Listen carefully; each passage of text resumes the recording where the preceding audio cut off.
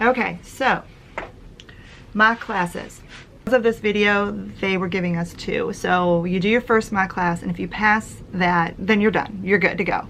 If you don't pass it, then they tell you in an email that you didn't pass it and that they want you to do another one. So you go in and you set up your second interview. Now, tip number 1, I did not figure this out, and I'm computer savvy. So if you're having a hard time figuring this out, now I have to go to what can I remember, because once you pass it, the screen disappears. But in the mock interview section, it'll say schedule your interview now, whatever, and then there's like a window on your screen, right? So inside the browser will be a little tab of times and what day. So what I didn't realize at first is, like, it looks like it's like going Sunday, Monday, Tuesday, Wednesday, and it's not. It's not. So one of the questions in a workshop, someone's like, I can't sign up for a mock class because none of the days and times work for me, and there's only like 3 of them. That's what I was thinking too. So basically what it is there's this thing, and if you click on the tab at the top, like there's different tabs, and so that was just like, I'm going, oh my gosh, there's like nothing for a week, because I was thinking that's what it was, and those were actually times, not the days of the week. So on this day, here's all the times available. So make sure you click on the tabs so it'll show you like the next day, and then here's all the times available for the next day. And when I started doing that, I was like, oh my gosh, there's so many times available. So if you can't figure out what time to do your mock class, do that first. Okay, so my first mock class was, I'm going to show you. So right now I have good lights on, but I did not. I kept thinking my overhead light was good enough. So I'm gonna turn it off and kind of show you what my classroom looked like to start with, and then what the mock teacher told me to fix it. So hold on. Okay. So this is what I had to start with, and actually I kind of faced this way. So I was facing this way, and it was dark. So I didn't realize it was dark. To me, it looked pretty good, but with my Minicam on my computer, it looked really dark. So I'm recording with my Canon right now instead. So I'm gonna like turn my light back on. There you go. Okay, do you see how much better it looks? And slowly I've kind of adjusted my classroom. So now I'm in the corner. So this actually is not the Minicam, so it's not the true view. It's pretty close. So now I'm in the corner, and I like the corner mostly because this is just here is like, you know, backdrop, but over here is where I do a lot of my stuff. So I have a magnetic board that I can put stuff on. Okay, so basically when you do your mock class though, you don't need much to start, because you just are getting started and you just want to get into VIPKID. So what I suggest, this is literally like, this is all I had. This is a black curtain, and behind my black curtain is a bookcase. Okay, so, and I just stuck, actually, this is laminated now. It's laminated and it's like pinned. It's actually pinned. So I don't know if you can tell, but I had to like pin it. But when I did my mock classes, it was not laminated. It was literally like donut taped to the black curtain. That's it. That's all I did. And it was a $5 poster from Walmart. So just find a happy poster, or take a piece of paper and make it big and just put like welcome on it, and that's all you need. You just need something like that, welcome to VIPKID or something. So anyway, my light, just so if you want to see it, I'm going to show it to you. So yeah, there you go. So that was from Walmart. This is after I got the light, after my first mock class, because I did not pass my first mock class. I knew right away why I did not. So I knew I wasn't gonna pass. Like right after it was over, her and I chatted, and by the way, she was great. So I hear stories where some people do not have a great mentor that they did the mock class with. I went into a second one. Both of them were great. So the first one, when we got all the way through, what they do is they say, okay, well, we're gonna start. You know, we have a little talk back and forth of like, who are you? you know, where are you located? They get to know you. They just want to know you as well. So use your personality. You're going to be nervous. They know that. And then when they go to start though, as soon as they start timing, and they only go 10 minutes, and you have to get through every slide. You will not pass if you do not get through every slide.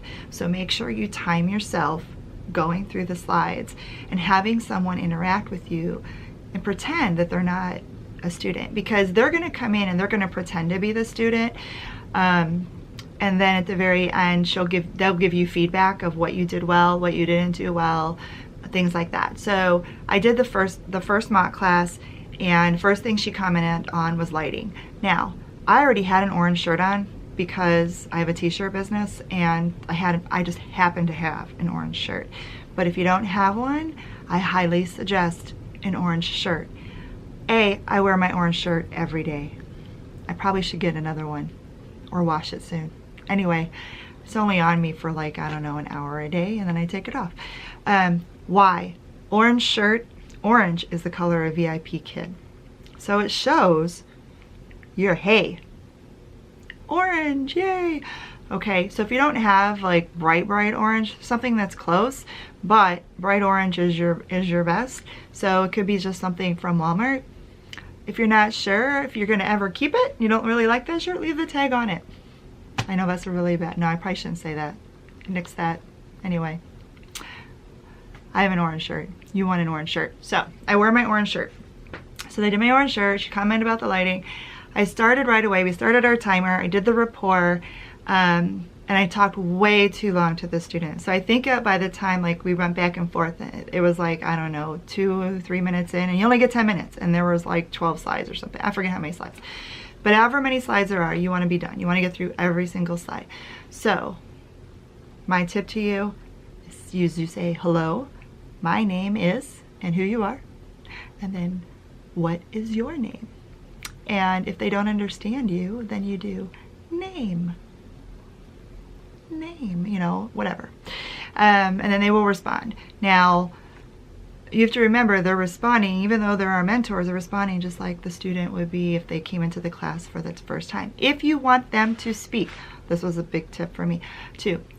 When you want them to listen or watch your mouth, you can lean in really close, put your finger on your mouth and talk. That's also a key. And then when you want the student to say something, you're going to go like this. Now, don't do this, looking away, because then you can't see the student. So you want the student to know that you're looking at them and listening and waiting for a response. That's a big tip right there, because I did not do that very well in my first class, my first mock class. I also have my lighting. And I did not do all the slides in time. So the tips to me, which was helpful, her and I talked at the end, and she actually said in a very nice way, what do you think that you did well, and what do you think that you struggled with? So it was great because she asked me those questions. So I told her right away, I said, well, I'm going to start with what I struggled with. I didn't get through the slides, and I know I didn't get through them. And she says, well, why do you think that is? And I said, well, I know I spent way too much time in the rapport section, and I need to make sure that I keep going. So the biggest thing with VIPKID, which I have learned for timing and pacing, is they introduce things over and over and over, like it's repetition. So if they don't get something right away on that first slide, a lot of times it's repeated in the next slide, and you can kind of build on it. But if you stick to one slide forever and ever and ever, before you know it, 10 minutes are in and you're like on slide 2, and you need to be done in 25 minutes with like 28 slides. So you want to make sure you keep going. So some slides are going to take only 30 seconds. They're really quick, drag, drop, the students, you're just checking understanding. Other slides are going to be a little more demanding and take a minute, or it may tell you this slide might take 2 minutes on it, which ones to focus on and how. So that's my mock class. My biggest tip is lighting. Easy, clean backdrop, orange t-shirt, talk slow.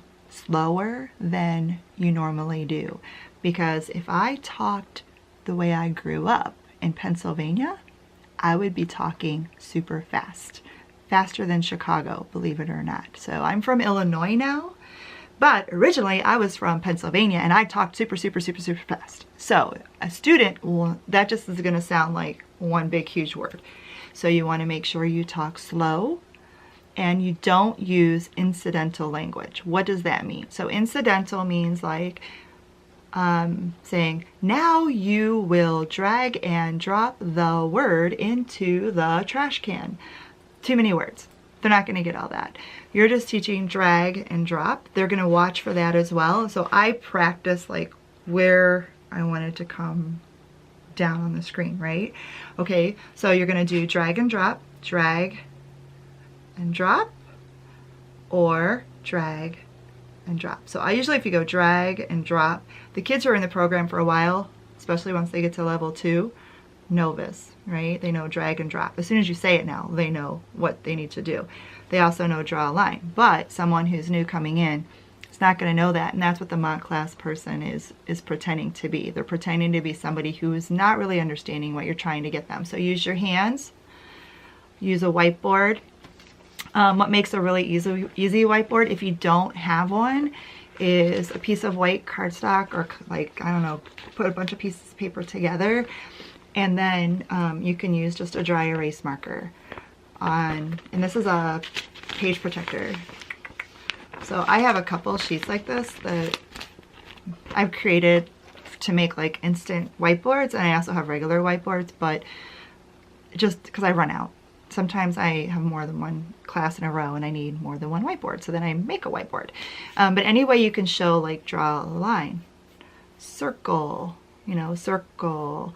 But what are they supposed to circle? So if it's an A, then write an A and circle the A for them. Say circle. So you're demonstrating, but you're not going to say, now you will circle the A. You will just say circle, A, ah, circle. Then the kid's going to be able to make that connection. So that's what you have to remember when you take the mock class. Okay, so second, now that was my first mock class. Second mock class. Oh, wait, before I go. They asked for feedback, so I made sure that when I gave feedback, I thanked the mock class mentor very much for all of her helpful tips, and that I would continue to practice and continue to work. So that's what I did. So then I did not pass, which I knew I wouldn't, because you have to get through all the slides. So then I had my mock 2. So I did it within the same day, because I'm like, okay, if I do this right away, I'm gonna get it. I'm just gonna do it. Just gonna do it. So then in my mock class 2, I set that up. Right away, she was great. She actually, I made sure she knew that this was my second mock class, because they may not know that. So they may be something simple that they're going to fail you on, but if they knew that you were going to fail the second class, is it really something that was that bad, or just something that you just need to work on? Like, you just need to make sure you work on it. So I made sure she knew, hey, this is my second mock class.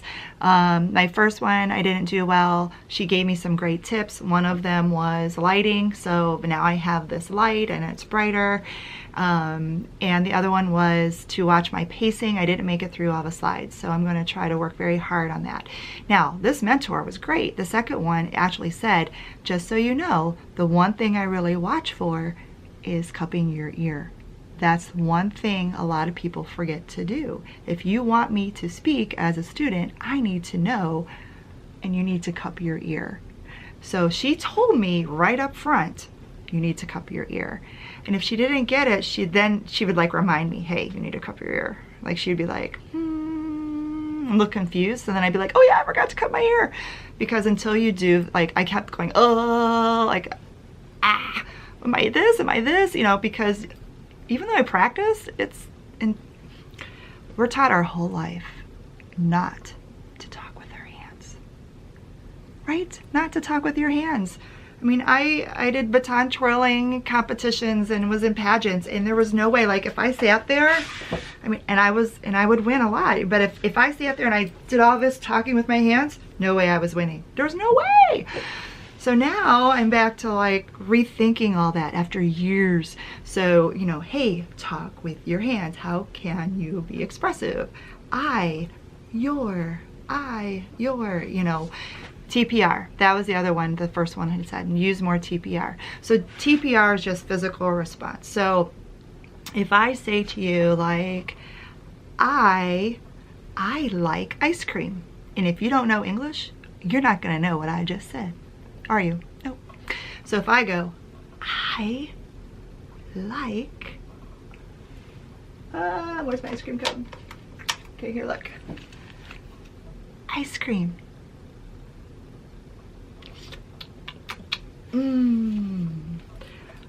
Now the student can tell I like ice cream, right? So use TPR. All right, so anyway, my battery's dying, so I'm gonna go fast. Second mock class, great. We got through all the slides. At the end, she just gave me a couple pointers. When it was over, I did the survey saying, thank you for being the mentor of my second mock class. You were very helpful. I loved all the tips that you gave me, and I plan on practicing a lot, so I make sure I do all those tips in my classroom. I look forward to teaching with VIPKID. And that's how I ended it. So after that, I was hired, yay! Because you only get 2, and then you have to start all over again after so many days. So those are my tips. I hope they help. Leave comments about whether it was helpful or not. If you're new and you need some help or some advice, I'm happy to do what I can. Just leave some comments or contact me. And I think that's it. So anyway, bye. Good luck with VIPKID. Oh, here's my classroom. Okay, here's my lighting. Here's my webcam.